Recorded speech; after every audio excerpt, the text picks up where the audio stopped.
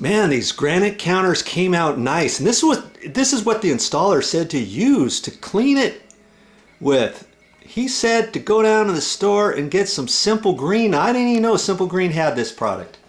These different products. Simple Green Stone Cleaner and Simple Green Stone Polish.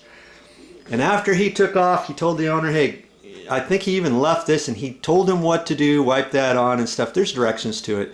And it got that nice glossy finish on there. I mean, the granite still had a glossy finish, and this just put the finishing touches on it, cleaned everything up, and it looks sharp. Try that next time.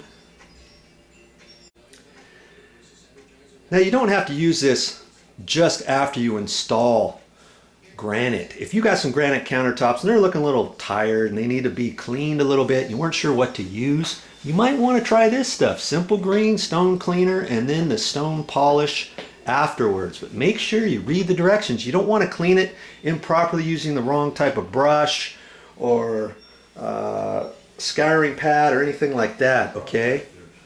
Read the directions and do it.